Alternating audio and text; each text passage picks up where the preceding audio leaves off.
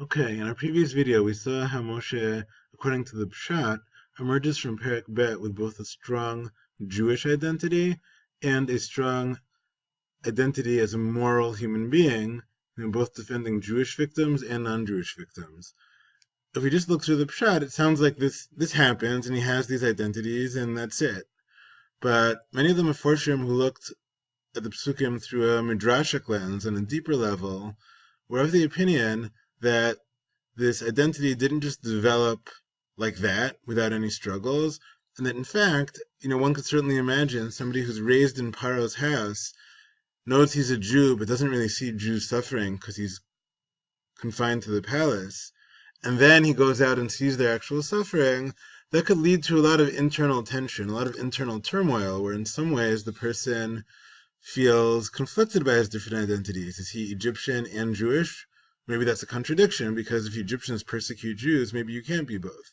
And so we examined several ways in which different Midrashim and Meforshim saw Moshe as conflicted. So first of all, in Pasuk Yud Bet, when Moshe goes out, sees his Jewish brothers suffering, and we're told he looks around, Vayifen kovacho vayar ki einish, he looked around and saw there was no man there, and then he killed the Egyptian.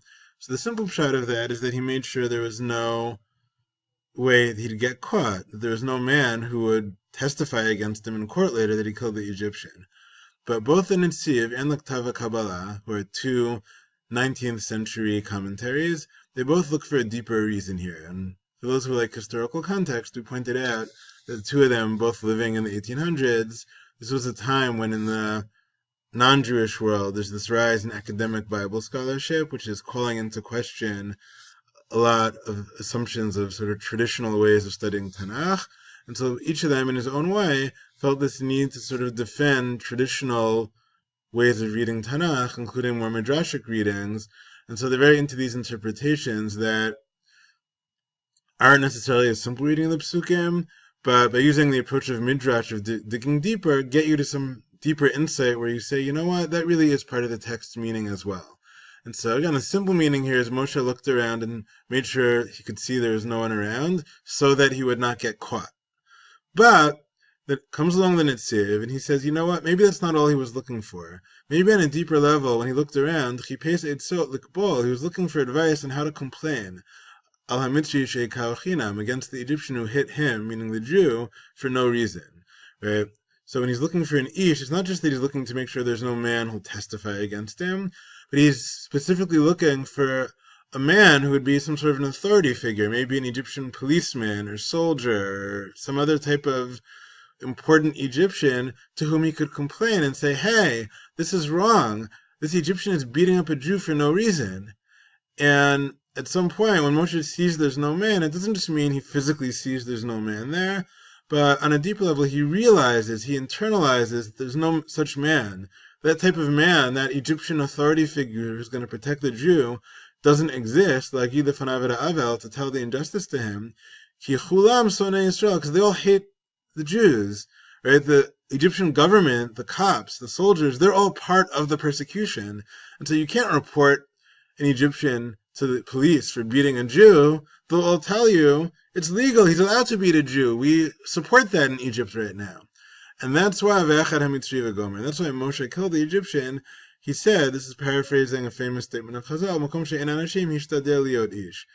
In a case where no one else is being a man, no one else is stepping up, Moshe tried to be a man, meaning he tried to step up. So according to the Netziv, the man here that Moshe was looking for, he wasn't just making sure there's no witness. He actually was hoping to find an authority figure who would protect the Jew until he realized there's no such thing. Authority figures here will not protect the Jew. The Ktava Kabbalah, Rav Yaakov Mecklenburg, has a similar perspective the other way. He assumes Moshe wasn't just making sure there's no evidence, no witnesses, but that he was kind of hoping maybe he would see a man. He was hoping maybe one of his fellow Hebrews, one of his fellow Jews, would rise up al hamitri against the Egyptian. He would save the guy who's being beaten up with a deathly beating. The guy, this Jewish victim, would be saved by a fellow Jew. At some point he realizes, she'ein b'neihem gever, there is no such man. I think he uses the word gever instead of ish, because gever sounds tougher, like yibor, right? There's no tough guy here. Ein mehem sam alev tzarat achiv lishtadel hatzalato. There's no one else who cares enough about his brother's suffering to try and save him. Right? This is common when you have a lot of victims that psychologically they feel like victims. They feel like I can't stand up, and also practically the truth is they can't really fight back. Right? If they'd fight back against the Egyptians, they'd get crushed. And so, according to the Ketava Kabbalah, he's looking for a Jewish man who'll fight back, and he realizes no Jews are going to fight back.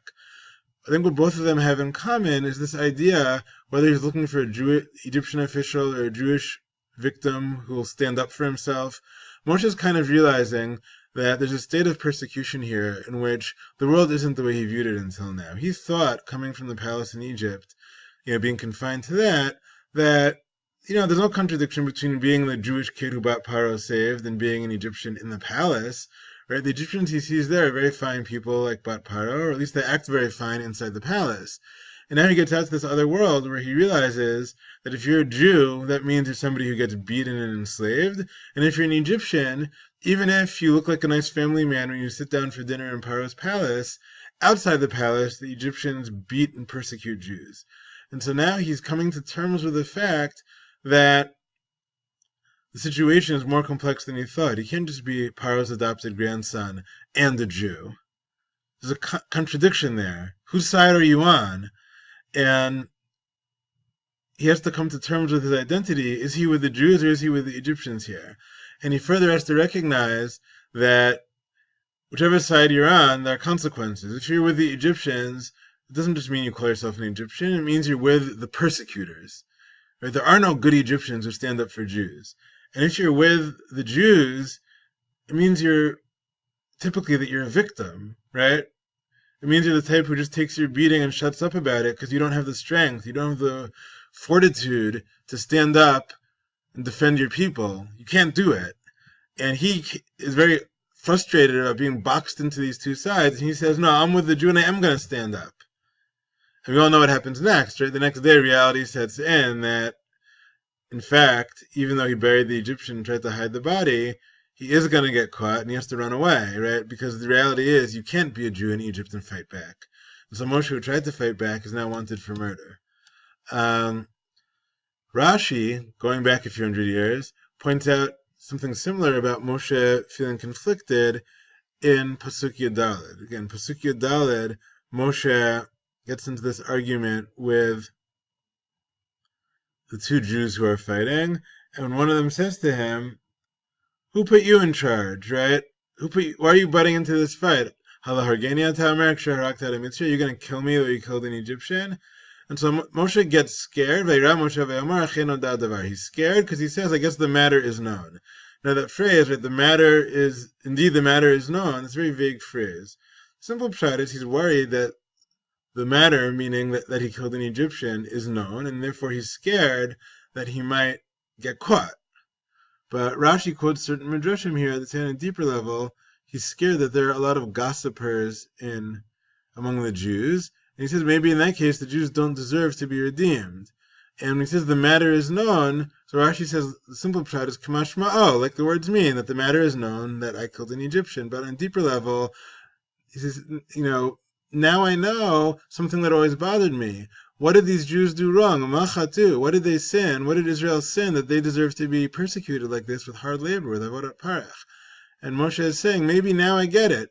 Now I see they deserve it. So these two Rashis together are both saying, on the simple pshat, Moshe is scared that he's going to get caught because the matter is known that he killed an Egyptian.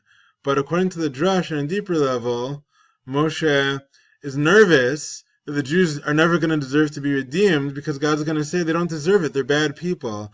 And the matter that's known to him, therefore, is now he understands maybe why they're being persecuted, because maybe they actually are bad people and they deserve to be persecuted. So both these midrashim, and Rashi knows they're not the pshat, right? We saw in Rashi, he first tells us about the pasuk that it can be interpreted kimash ma'o, right? The simple pshat is to take it literally, that he's scared that he's going to get caught. But Rashi says on a deeper level, something else is also going on here. Right? Moshe, who in that first scene stands up for the Jewish victim, and it seems so black and white to him that the Jews are good people who are getting persecuted for no reason, and the Egyptians are evil tormentors. now he says to himself, you know what, maybe it's not so black and white. Maybe these victims, yeah, they're victims in the context of being enslaved, but maybe they're not such good people either, right? I mentioned here how often, sometimes you have a really idealized picture of a certain group. Sometimes it happens to us when we go to Israel, right? Israel is this place we dream of, and then we have some sort of a bad experience there, and we have to ask ourselves, does that sour us on Israel? Or maybe we still love Israel, but we love it with a deeper understanding that it has its flaws, but we love it anyway. But we now we first go through that initial shock when we realize it does have flaws, even if we love it. And Moshe has to realize, even though the Jews are his people, the Jews are not perfect.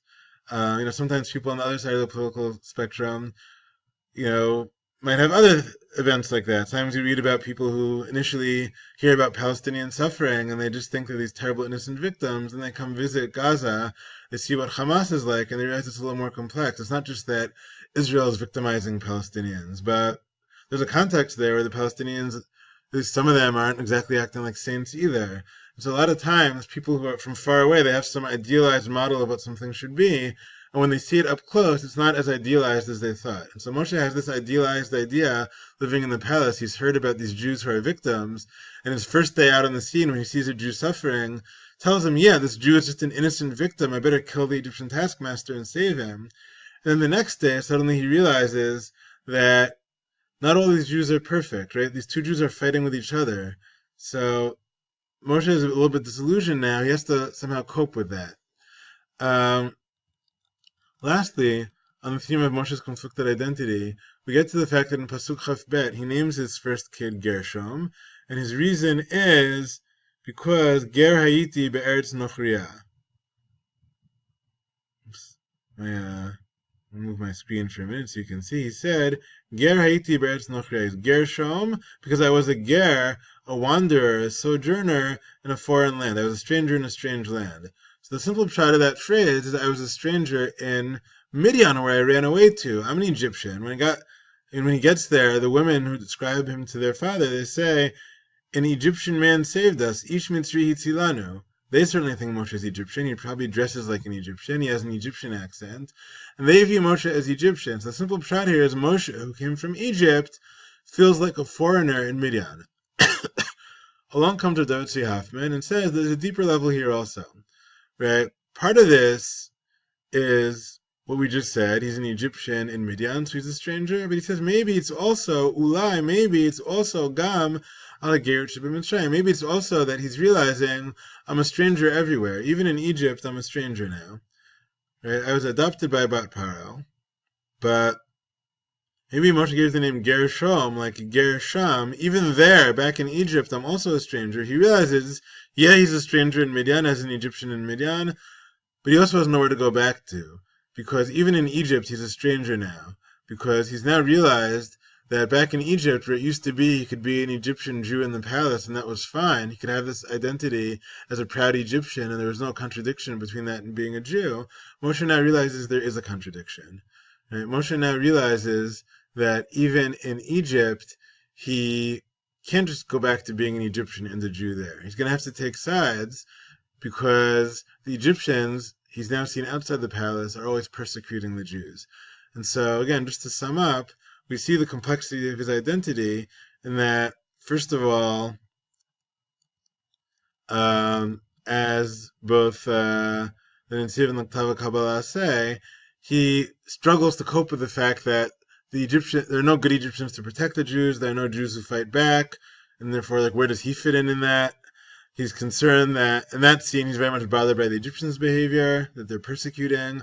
Then he's bothered by the fact that the Jews aren't all as great as he thinks. Some of them fight with each other.